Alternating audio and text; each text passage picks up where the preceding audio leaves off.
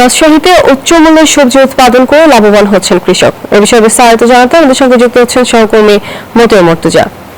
মর্তুজা, ঠিক কত হেক্টর জমিতে সবজি আবাদ করছেন কৃষকরা, জানাবেন।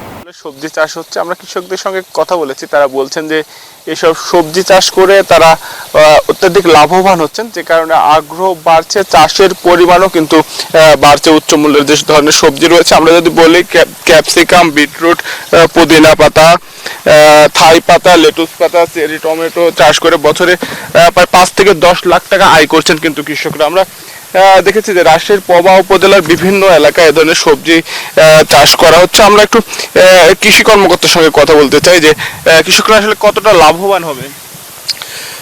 আসলেই কৃষকরা কিন্তু অনেক লাভবান। আমরা চেষ্টা করতেছি এই ধরনের যে উদ্যোক্তা যারা আছে তারা উচ্চ মূল্যের যে ফসলগুলো আছে তারা যেন চাষ করতে পারে, সেক্ষেত্রে লাখ লাখ টাকা আয় করা সম্ভব। চেরি টমেটো, আপনার হচ্ছে বিট, তারপরে ক্যাপসিকাম, পুদিনা পাতা, যেটা খুবই। বিকাশ পেমেন্টে 10,000 টাকার বেশি অফার। শপিং চলছে তো, মানে মূল্যটা একবারেই হচ্ছে অল্প। 100 গ্রাম পুদিনা পাতার দাম আপনার হচ্ছে 25, 30, 40 টাকা। তাহলে তো এভাবে অনেক টাকা ইনকাম করা সম্ভব। আমরা একটু কৃষকের সঙ্গে কথা বলি, যে জাহাঙ্গীর নামে যে কৃষকের জমিতে আমরা আছি তার সাথে কথা বলি। কি কি চাষ করছেন আপনারা? আমার চাইনিজ ভ্যারাইটিজ আইটেম হচ্ছে 13টা। পুদিনা পাতা, থাই পাতা, লেটুস পাতা, বিট, আইস লেটুস, বোম্বাই মরিচ, রেড ক্যাবেজ, কারি পাতা, চাইনিজ পাতা, বালচিং অনিয়ন, চেরি টমেটো, থাই আদা, এগুলাই। কতটা লাভবান হচ্ছেন? আলহামদুলিল্লাহ, আমি তো আগে চাকরি করতাম, চাকরি করে তো পরাধীন ছিলাম। এখন তো আমার খেতে 5টা লোক 6টা লোক কাজ করে প্রতিদিন।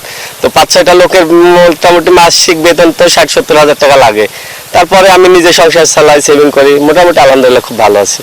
ধন্যবাদ আপনাকে। আমরা কৃষি এবং কৃষক এবং কৃষি কর্মকর্তার সঙ্গে কথা বলছিলাম, তারা যেমনটি বলছিলেন যে রাজশাহীর জেলার বিভিন্ন উপজেলাতেই কিন্তু এখন এসব উচ্চ মূল্যের সবজি চাষ হচ্ছে, এবং নানা ধরনের এসব সবজি কিন্তু স্থানীয় বাজার সহ যেসব ফাস্টফুডের দোকান রয়েছে সেসব দোকান সরবরাহ করছে, এবং সেসব দোকান ব্যাপক চাহিদা রয়েছে এসব সবজির।